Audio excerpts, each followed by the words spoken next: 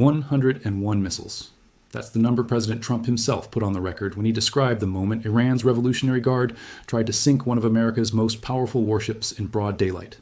The USS Abraham Lincoln, a nuclear-powered aircraft carrier sitting in the Gulf region, suddenly became the target of a massive coordinated missile barrage, and within minutes, the world was watching to see whether the United States and Iran were about to slide into a full-blown naval war.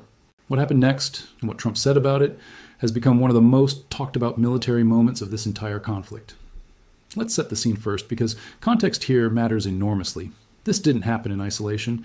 It happened in the middle of Operation Epic Fury, the joint U.S. and Israeli military campaign against Iran that kicked off in the early hours of February 28, 2026. That opening strike targeted the highest levels of the Iranian regime, and it triggered exactly the kind of massive retaliation everyone feared. Hundreds of missiles and thousands of drones fired back across the entire Middle East in the days that followed.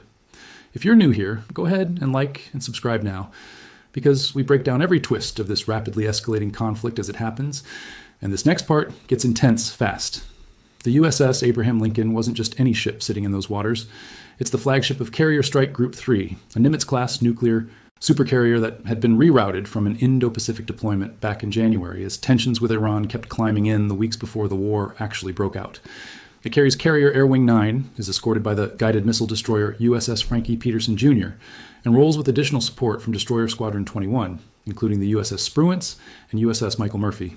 In simple terms, this wasn't a lightly defended target. This was one of the most heavily protected pieces of military hardware anywhere on the planet, and Iran still went after it directly. Iran's first claim came from its Revolutionary Guard, asserting that its naval drone units had actually managed to strike the Abraham Lincoln in the Sea of Oman. According to Iranian state-linked reporting, the carrier had been operating roughly 340 kilometers from Iranian territorial waters near the Strait of Hormuz, one of the most strategically sensitive choke points on Earth for global oil shipping. A spokesperson for Iran's Khatam al-Anbiya central headquarters claimed the vessel had been hit by drones and was forced to withdraw from the area entirely. Iranian officials went even further, claiming the entire carrier strike group retreated more than 1,000 kilometers following that alleged engagement. The United States' response to that claim was immediate and blunt. U.S. Central Command flatly rejected it, insisting the Abraham Lincoln remained fully operational the entire time, and continued conducting routine flight operations in the Gulf of Oman and the Arabian Sea without interruption. This is where things get genuinely dramatic, because Iran didn't back down from its version of events.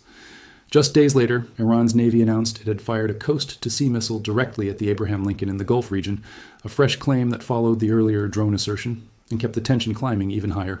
Then came the moment that turned this from a regional military dispute into a headline dominating global news coverage, speaking why a single one of those missiles had been intercepted. In his own words, all 101 were shot down, and now, in his telling, they're sitting at the bottom of the sea. Think about the scale of that claim for a second.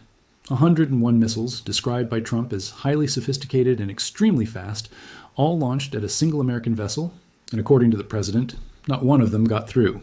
That kind of claim demands scrutiny, and it got plenty of it.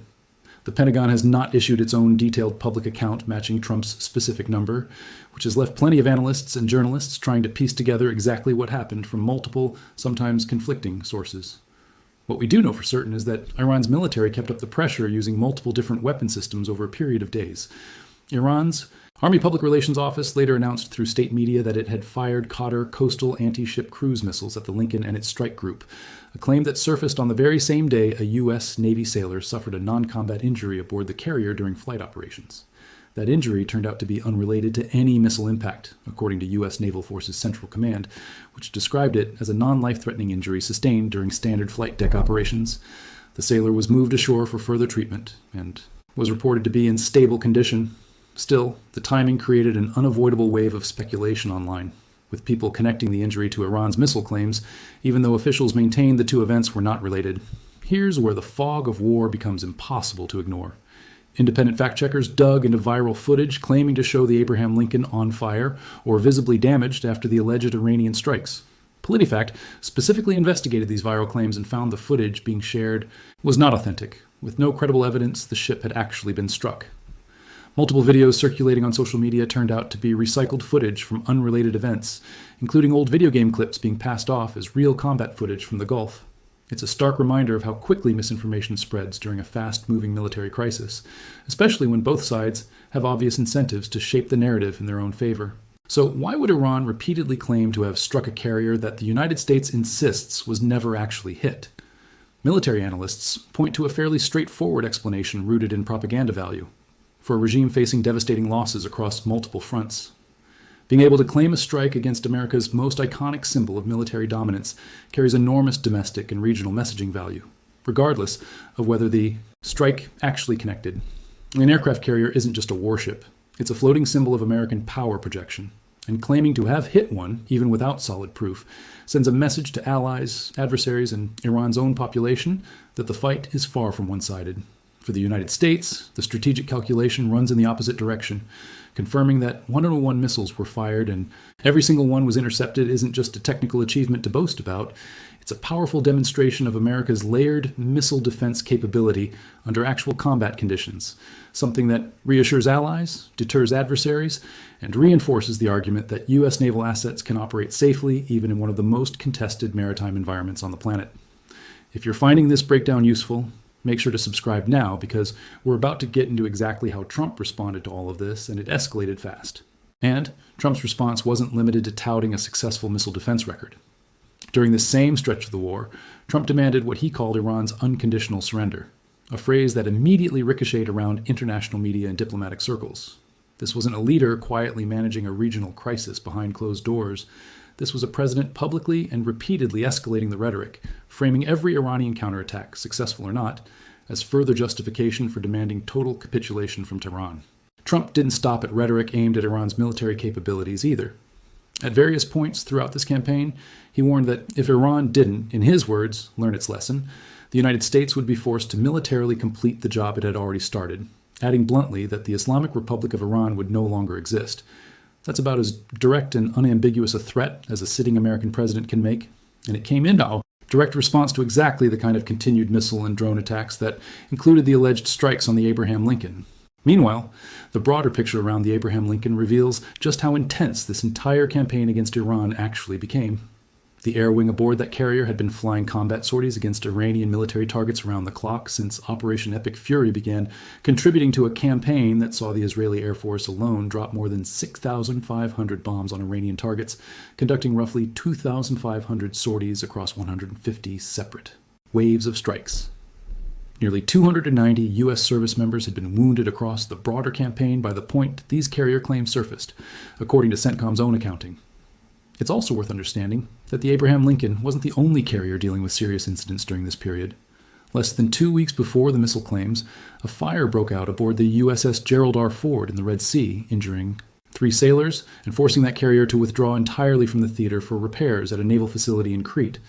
That fire started in the ship's laundry area and was officially unrelated to combat, but it underscores just how much strain America's naval assets were under during this period, juggling both direct combat operations and the routine mechanical failures that come with running warships at maximum operational tempo for extended periods.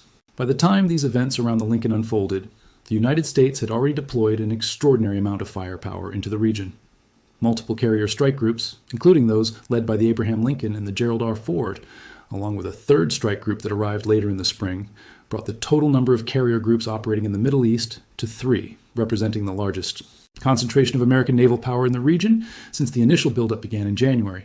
Add in F-22 Raptors, F-15E Strike Eagles, B-2 stealth bombers, THAAD missile defense batteries, and Patriot interceptor systems, and you start to understand the sheer scale of the military machinery involved in defending against exactly the kind of attack Trump described. Iran, for its part, didn't limit its counterattacks to naval targets alone. The IRGC announced retaliatory strikes against American facilities scattered across the region, including bases in Jordan, Kuwait, and Bahrain. Reports also detailed missile and drone attacks that forced Bahrain to intercept dozens of drones, prompted Jordan to shoot down multiple missiles over its own airspace, and triggered air defense responses across Saudi Arabia and the United Arab Emirates as the conflict spread well beyond the original Iranian and Israeli battlefield. This is precisely why the alleged strikes on the Abraham Lincoln matter so much within the broader story of this war.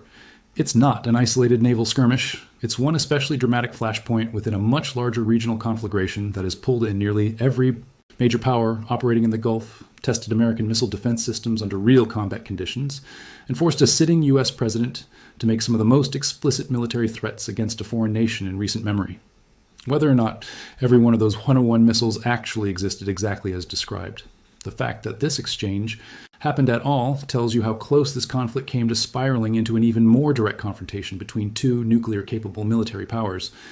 Let's dig deeper into why the Strait of Hormuz region made this specific carrier such an attractive target for Iran in the first place. This isn't just any stretch of ocean. It's arguably the single most important choke point for global energy shipping on the entire planet, with roughly a fifth of the world's oil supply passing through those narrow waters every single day.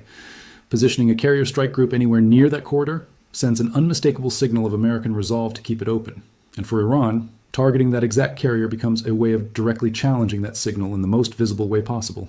Iran's military doctrine has long emphasized asymmetric warfare against technologically superior adversaries, and this alleged carrier engagement fits that pattern perfectly. Rather than trying to match American naval power ship for ship, which would be a losing proposition given the sheer size and sophistication gap involved, Iran leans on swarms of relatively inexpensive drones, coastal anti-ship missiles, and fast attack boats designed to overwhelm defenses, through sheer volume rather than individual weapon quality. Whether or not any of those 101 missiles actually connected, the strategy behind launching that many at once reveals exactly how Iran hopes to contest American naval dominance in these waters. It's also worth examining how this fits into the pattern of dueling claims that has defined much of this conflict from the very beginning. Time and again throughout Operation Epic Fury, Iranian officials made assertions about successful strikes on American or Israeli targets, only for those claims to be quickly denied, downplayed, or outright debunked by independent verification. This dynamic isn't unique to Iran, of course. Every modern conflict features competing narratives designed to shape public perception, but the sheer frequency and boldness of Iran's claims regarding the Abraham Lincoln specifically stand out as some of the most persistent messaging efforts of the entire war. There's an important lesson here about how modern warfare gets consumed by the public. Decades ago, a claimed strike on a major warship might have taken days or weeks to verify or debunk, filtered slowly through official government channels and traditional news outlets. Now, claims spread within minutes across social media platforms, get amplified by state media on both sides, and generate viral misinformation almost instantly, as PolitiFact's investigation into the fake footage demonstrated so clearly. By the time fact-checkers can definitively debunk a fabricated video, millions of people have already seen and shared it. And the underlying claim, true or not, has already shaped public perception in ways that are difficult to fully reverse. Analysts who track Iranian messaging closely note that Tehran has continued asserting these carrier strikes across multiple separate incidents, not just once, but repeatedly, through different branches of its military, from drone units to naval forces to Army cruise missile crews. That pattern suggests Iran is deliberately building a public narrative, regardless of battlefield reality, aimed at convincing its own population and regional allies that American naval assets are not the untouchable fortresses they're often portrayed to be. At the same time, U.S. officials have been remarkably consistent in their denials, repeating almost word for word that the carrier remained fully operational throughout each alleged incident. That consistency matters. If the ship had actually sustained meaningful damage at any point during these repeated attacks, maintaining flight operations without interruption across multiple incidents would have been extraordinarily difficult to fake convincingly over an extended period, especially with journalists, satellite imagery analysts, and open-source intelligence trackers scrutinizing every available scrap of information in real time. The regional allies caught in the middle of this exchange deserve attention too. Bahrain, home to the U.S. Navy's Fifth Fleet, found itself intercepting dozens of drones as spillover from this broader campaign continued to threaten Gulf Arab states that officially had nothing to do with the initial spark of this war. Jordan intercepted missiles and drones over its own airspace. Kuwait, Saudi Arabia, and the United Arab Emirates all reported attacks tied to the wider conflict radiating outward from the core exchange between the United States, Israel, and Iran. Every one of these countries had to weigh the risk of hosting American military assets against the very real possibility of becoming a secondary target simply by proximity. This is the uncomfortable reality of modern great power confrontation in the Gulf. A single alleged missile barrage against one carrier doesn't stay contained to that one incident. It ripples outward through alliance structures, regional airspace, shipping lanes, and diplomatic relationships across an entire region home to hundreds of millions of people and a huge share of the world's energy infrastructure. When Trump stood in the Oval Office and described 101 missiles being shot down, he wasn't just describing a single tactical engagement. He was describing a moment that had the potential to redraw the security calculations of nearly every government bordering the Persian Gulf. Analysts studying the broader trajectory of this conflict have noted that engagements like this alleged carrier strike often serve as inflection points, even when the physical damage remains disputed or unconfirmed. They shape how aggressively each side is willing to escalate going forward, how allies calculate the risks of continued cooperation, and how international observers, from the United Nations to individual foreign ministries, respond diplomatically. The fact that Trump felt compelled to publicly detail specific numbers rather than issuing a vague statement about successful defense suggests the administration understood exactly how much messaging value this moment carried both domestically and internationally. So where does this leave things? The Abraham Lincoln, according to the only side with verifiable operational transparency, continued its mission throughout this period. Trump's claim of 101 intercepted missiles remains the most detailed public account of the alleged engagement, even without a matching, fully detailed Pentagon confirmation. Iran continues to maintain its own version of events, using it as evidence of resistance against American military presence in the Gulf, and the broader war around them kept escalating, pulling in more countries, more weapon systems, and more casualties with every passing week. There's also a financial and strategic dimension worth exploring here, because operating a carrier strike group in a contested war zone for months on end is an extraordinarily expensive undertaking. Every day, the Abraham Lincoln remains on station, conducting round-the-clock combat sorties, while simultaneously serving as a symbolic deterrent against further Iranian escalation, represents massive costs in fuel, munitions, personnel rotation, and maintenance. The alleged missile barrage, regardless of its actual outcome, forced the Navy to prove, under intense global scrutiny, that this enormous investment in forward-deployed naval power actually delivers the protection it promises. It's worth remembering, too, that this wasn't the first time in recent history that American aircraft carriers faced serious missile threats in contested waters, but the scale described by Trump, over 100 missiles aimed at a single vessel, would represent one of the most significant coordinated attacks against a U.S. Navy ship in decades, if the Iranian claims about launch numbers are accurate. Even setting aside questions about how many missiles actually came close to the ship, the sheer volume Iran claims to have fired signals a level of commitment to testing American naval defenses that goes well beyond a symbolic gesture. Congressional and defense officials back in Washington reportedly pressed for additional details beyond what Trump shared publicly, though, as of the most recent reporting, the Pentagon has continued to decline offering a matching detailed account of interception. Numbers likely to avoid revealing specifics about missile defense capabilities that could offer Iran valuable insight into vulnerabilities or successes worth exploiting in future engagements. That kind of operational security consideration often explains why military officials give vaguer public statements than political leaders eager to tout dramatic victories. There's one more angle worth considering before we wrap this up, and it's the question of precedent. Every future confrontation between American naval forces and Iranian military assets in these waters will now be measured against this exact moment. If Iran launches another large-scale missile barrage at a U.S. carrier down the line, reporters, analysts, and government officials alike will inevitably compare the new numbers against these 101 missiles Trump described, using this incident as the benchmark for judging escalation or de-escalation going forward. That's the strange power of a single dramatic claim delivered from the Oval Office. It doesn't just describe one moment in a war, it becomes the reference point for every similar moment that follows. What's clear beyond any doubt is that this incident became a defining symbol of the entire conflict, whether or not a single missile ever actually connected with that ship's hull. It captured, in one dramatic exchange, everything defining this war. Iran's willingness to target America's most visible symbols of military power, America's insistence on projecting invulnerability even under sustained attack, and a president willing to turn a single military claim into a global headline within hours of it happening. Thanks for watching, and we'll see you in the next video.